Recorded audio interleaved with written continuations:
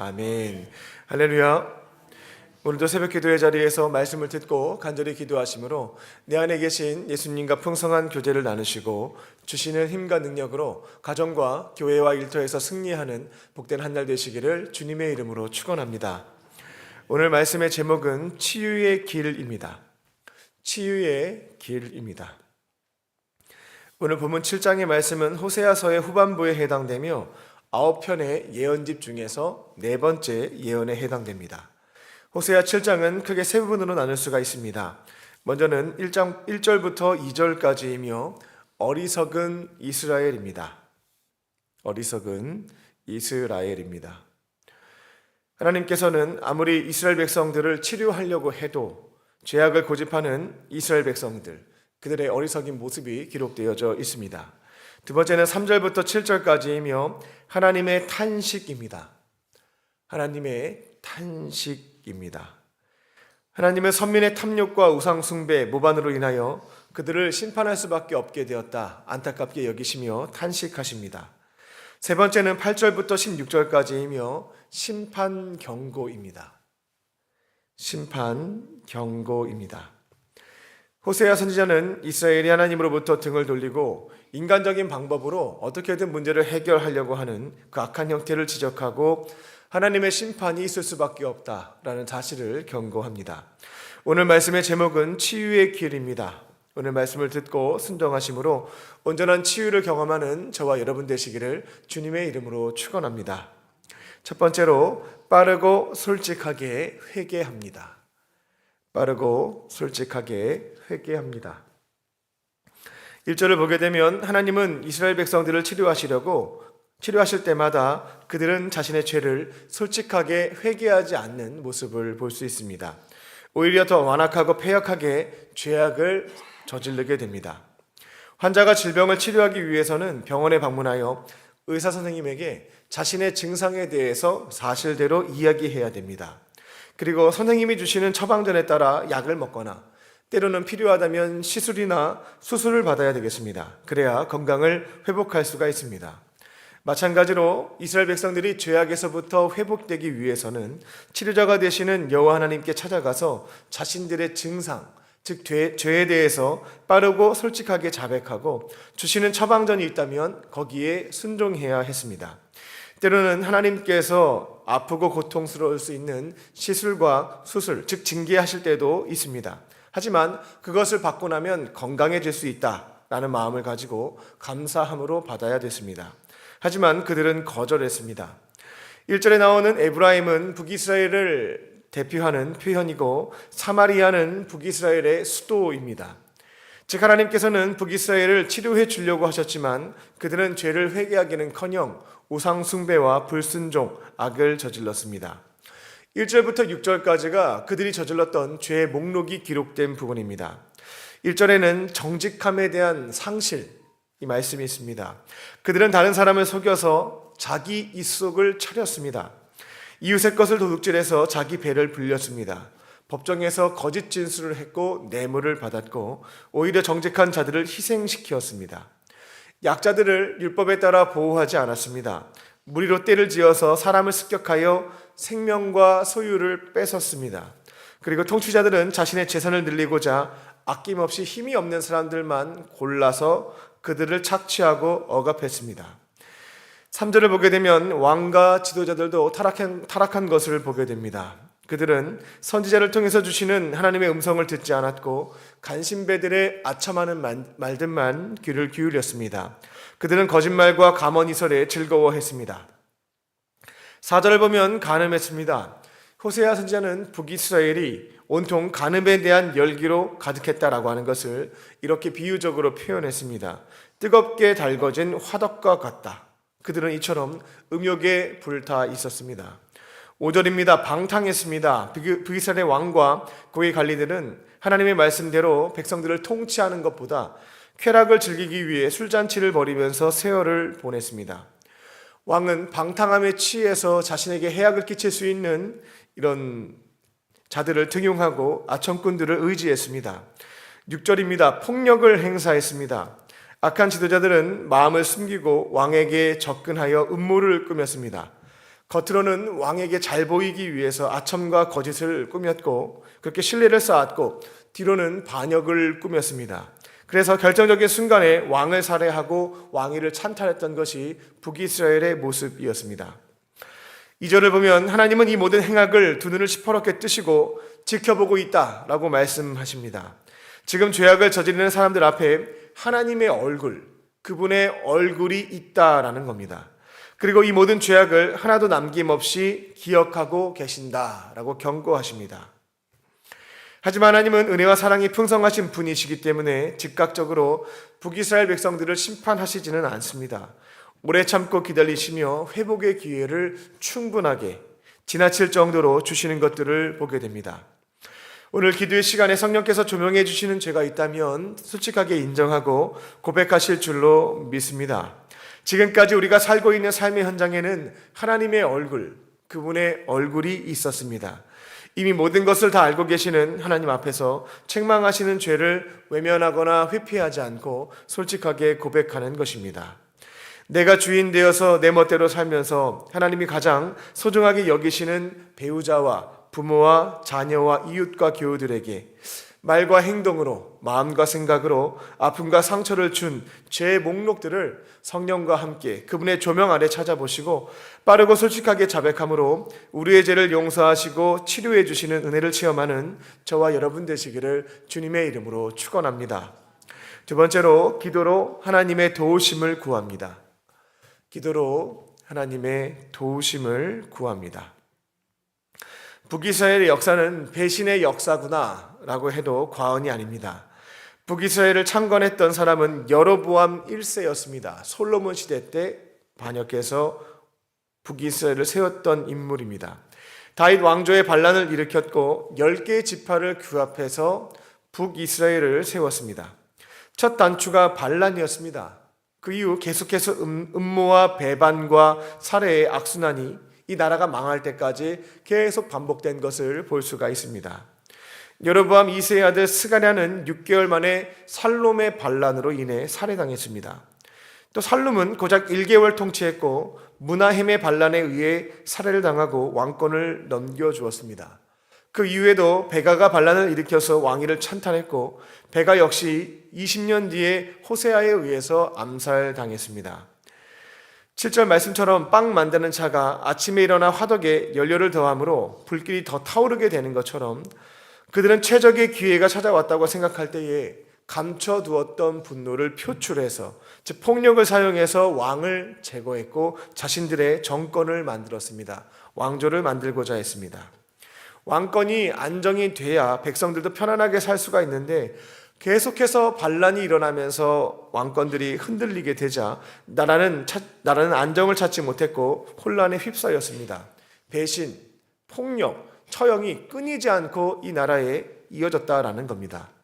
이렇게 나라가 혼란스럽게 되었을 때 하나님의 택함받은 백성들은 어떠한 선택을 하는 것이 지혜로운 것이었을까요? 당연히 우리 민족을 지켜주시고 구원을 베풀어 주시는 여호와 하나님께 이처럼 나라가 혼란스러움을 고백하며 부르짖어야 했습니다. 무릎 꿇고 도우심을 구해야 했습니다. 하지만 그들은 하나님을 찾지 않았습니다. 찾지 않은 이유는 단순합니다. 하나님을 무시했던 겁니다. 교만해서 필요 없다라고 생각했습니다. 그리고 아무런 힘과 능력도 없는 각종 이방 우상들을 수입해서 숭배했고 허망한 세상 나라에 매달리며 도움을 요청했습니다. 8절입니다. 호세아 선지자가 말한 것처럼 그들은 한쪽만 타버린 전병과 같았습니다. 하나님에 대한 관심은 식어져 있었고 주변 나라와 우상들에 대해서는 굉장한 뜨거운 관심을 보였습니다. 세상 나라들과 계속해서 동맹을 맺었고 그들의 타락하고 음란한 문화도 수용했습니다. 그 결과가 좋으면 모르겠습니다만 북이스라엘 백성들은 점차 하나님의 언약 백성이라고 하는 정체성이 흔들리게 되었고 정치, 외교, 문화, 안보 모든 분야에 문제가 발생하는 것들을 보게 됩니다. 하지만 그들은 이와 같은 심각성을 잘 몰랐습니다. 9절을 보면 호세아 선지자는 그들이 백발이 무성해질 때까지 오랜 시간 지나도록 국가 체제가 흔들려서 다시는 회복할 수 없는 만큼의 문제가 생겼다라고 하는 것을 알아채지 못했다라고 말합니다. 그 결과 북이스라엘은 결국 아수르에 의해서 멸망당하게 됩니다. 문제가 발생하면 하나님의 언약 백성이 가장 먼저 찾아야 될 대상은 하나님이신 줄로 믿습니다. 어린아이가 넘어지면 순간적으로 가장 가까이에서 자신을 도와줄 수 있는 존재, 엄마라고 부르는 것처럼 그리스도인들은 문제가 발생하면 나와 함께 하시는, 나에게 긍휼을 베풀어 주시는 하나님부터 찾는 겁니다. 나의 반석, 나의 요새, 나를 건지시는 자요, 구원자 되시는 하나님 앞에 나아가서 기도로 도우심을 간구하는 것입니다. 우리가 기도하기 시작할 때 하나님은 특별한 경우에 초자연적인 개입을 통해서 풀어주실 때가 있습니다. 어떤 경우에는 특정 사람을 붙여주셔서 그 사람의 손길을 통해서 문제를 해결해 주십니다. 때로는 우리에게 지혜와 능력, 힘과 능력을 부어주셔서 우리의 손과 발을 사용하게 하심으로 위기를 극복하게 하십니다. 진실로 이와 같은 믿음과 체험이 내 삶에 있다라고 한다면 하나님을 찾지 않을 이유는 없다라고 볼 수 있겠습니다. 만약 지금 이 자리에 대한민국에 살아있는 권력을 소유하고 있는 대통령이 앉아있고 우리나라에서 가장 부유한 사업가가 앉아있다고 가정해 보겠습니다. 그리고 매일 새벽 기도회가 끝나면 어려운 일을 당한 분들, 그들의 이야기를 다 들어주고 본인들이 소유한 권력과 재력으로 모든 것들을 해결해 준다, 도와준다라고 합니다. 이러한 일이 실제로 발생하게 된다면 광림교회 일부 새벽 기도회에는 그분들을 만나서 각자의 사정을 이야기하고 도움을 받고자 문전성시를 이루게 될 겁니다. 하나님께서는 우주 만물을 창조하신 창조주이십니다. 이미 모든 것들을 다 알고 계시고 모든 것을 능히 하실 수 있는 전지전능하신 분이십니다. 이런 하나님께서 우리를 자녀 삼아주시고 우리의 기도를 들어주시고 응답해 주시겠다라고 약속하셨습니다. 문제가 발생했을 때 새벽 기도의 자리에 나오셔서 하나님께 마음껏 부르짖고 도우심을 경험하는, 모든 것이 치유되고 회복되는 은혜를 체험하는 저와 여러분 되시기를 주님의 이름으로 기도합니다. 세 번째로, 교만함과 어리석음을 내려놓고 하나님만 의지합니다. 교만함, 어리석음을 내려놓고 하나님만 의지합니다. 10절을 보면 이스라엘 백성들은 교만했기에 어려움을 당할 때 하나님께 돌아와서 회개도 안 했고 도우심도 간구하지 않았습니다. 그들은 자기 생각대로 접근하면 충분히 이 정도 문제는 해결할 수 있다라고 자신했습니다. 이걸 교만이라고 합니다. 11절을 보면 호세아 선지자는 이와 같은 이스라엘 백성들의 교만함을 비둘기로 비유합니다. 비둘기는 스스로 굉장히 지혜롭다고 자부하지만 먹이를 주게 되면 그대로 따라갑니다. 그렇게 따라가다가 덫에 걸리고 맙니다. 이스라엘 백성들은 어려움이 발생했을 때 눈에 보이는 강대국인 애굽과 아수르에 찾아가서 도움을 요청하는 것이 굉장히 지혜롭다, 외교적으로 올바른 선택을 했다, 이것이 문제 해결의 지름길이다라고 판단했습니다. 하지만 역사적으로 보게 되면 그 나라들에게 어떠한 도움도 받지 못했습니다. 오히려 배신과 공격을 당했다는 겁니다. 12절입니다. 하나님은 주변 나라에 가서 도움을 요청하는 이스라엘 백성들에게 그물을 던져서 떨어뜨리고 징계할 것이다 라고 경고하십니다. 이방 나라 의지해봤자 하나님께서 그 전략을 스포로 만들 것이고 또 아무런 힘도 없고 능력도 없는 이방 나라 의지하지 말고 이스라엘을 구원해 주실 수 있는 하나님의 품으로 돌아올 것을 촉구했던 것입니다. 하지만 교만하고 어리석었던 이스라엘 백성들에게는 눈에 보이지 않는 하나님보다 눈에 보이는 강대국이 훨씬 더 좋아 보였습니다. 우리는 이와 같은 선택의 결과를 다 알고 있습니다. 북이스라엘의 마지막 왕이었던 호세아, 동명이인입니다. 호세아가 통치할 당시에 믿었던 아수르에 의해 공격을 받고 북쪽 지역의 대부분의 영토를 빼앗기게 됩니다. 이스라엘은 아수르의 조공을 바치는 신세가 되었고 이 문제를 해결하기 위해서 또 이집트에게 사신을 보내어서 비밀 동맹을 맺고 도와달라, 하나님 찾지 않고 이집트 찾았던 겁니다. 하지만 그 결과 이번에는 이집트에게 배신을 당했고 최종적으로 아수르에게 공격당해서 나라가 멸망당하고 맙니다. 14절입니다. 이스라엘 백성들은 이방 나라를 의지했을 뿐만 아니라 우상 숭배의 죄악도 범했습니다. 곡식과 포도주가 없어지자 이제 경제적으로 문제가 생긴 겁니다. 하나님을 찾지 않고 풍요와 다산의 상징이었던 바알과 아세라 목상에게 제사를 드리기 시작했습니다. 그들은 음란했던 성적 행위와 그리고 우상을 향해서 자기 몸을 상하게 하는 자해 행위까지 저질렀습니다. 15절입니다. 하나님은 이스라엘 백성들을 가르치고 강하게 하는 등 모든 은혜를 베풀어 주셨지만 그들은 우상 숭배와 같은 악한 일만을 계획했을 뿐입니다. 16절입니다. 그리고 하나님께는 불평하고 악한 말만 쏟아 부었습니다. 우리에게 문제가 발생했을 때 우리가 의지할 대상은 하나님밖에 없는 줄로 믿습니다. 사람을 의지했다가는 결국 돌아오는 것은 뒤통수 치는 것, 믿는 도끼에 발등 찍히는 것, 즉 실망이다라는 겁니다. 그리고 헛된 우상을 의지하게 되면 결국 돌아오는 것은 하나님의 징계, 심판이라는 겁니다. 영원토록 우리와 함께 하시며 책임져 주시는 전지전능하신 하나님 한 분만을 끝까지 믿고 의지하며 살아갈 때에 도우심도 받고 어려움도 이겨내게 될 줄로 믿습니다. 어린 시절에 부모님께서 제게 주신 신앙적인 교훈들이 있는데 그 중에 한 가지 소개해 드립니다. 하나님은 믿음의 대상이고 사람은 사랑의 대상이다. 한 번 더 말씀드립니다. 하나님은 믿음의 대상이고 사람은 믿는 대상이 아니라 사랑의 대상이다라는 겁니다. 우리가 사람을 사랑의 대상이 아니라 믿음의 대상으로 삼게 되면 결국 돌아오는 것은 믿었던 사람에게 실망하고 상처받고 배신당하고 아파한다라는 겁니다. 사람은 사랑의 대상이니까 어떤 기대나 의지하지 말고 끊임없이 사랑을 베풀고 사는 것, 그거면 충분하다라는 교훈이었습니다. 반면에 하나님은 믿음의 대상입니다. 하나님은 영원토록 우리와 함께 하시며 변함없는 모습으로 우리를 지켜 보호해 주시기에 우리가 기대할 수 있는 분, 의지할 수 있는 대상은 하나님밖에 없다라는 겁니다. 오늘 하루도 내 곁에 있는 사람과 헛된 우상을 기대지 않고 오직 한 분 하나님만을 믿으며 도우시는 손길 가운데 온전한 치유와 회복을 경험하는 저와 여러분 되시기를 주님의 이름으로 축원합니다. 기도하겠습니다.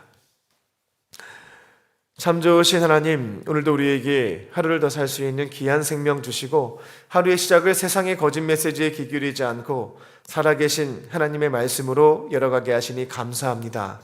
오늘 말씀을 통하여 회복의 길에 대해서 알려주셨사오니 빠르고 솔직하게 회개하게 하시고 기도의 자리에서 간구할 때에 모든 것을 회복시켜 주시옵소서. 내 곁에 있는 가족과 이웃들을 사랑하고 오직 하나님 한 분만을 의지하며 걸어갈 때에 온전한 치유와 회복의 은혜를 내려 주시옵소서. 오늘 주님께서 베풀어 주신 은혜와 사랑을 기억하며 마음과 뜻과 정성을 다하여 예물을 드린 손길들이 있습니다. 어려운 형편 속에서도 간절한 마음의 소원을 담아 주 앞에 예물을 드리오니 모든 기도에 응답하여 주시고 하늘의 신령한 것과 땅의 기름진 복으로 충만하게 채워 주시옵소서. 그리고 몸과 마음과 영혼에 질병이 있는 환우들이 있습니다. 성령께서 아픈 부위에 친히 안수하여 주시고 치유의 광선을 비추어 주셔서 모든 질병을 깨끗하게 치료하여 주시옵소서. 그렇게 하실 줄 믿고 감사드리오며 예수님의 이름으로 기도하옵나이다. 아멘. 이 시간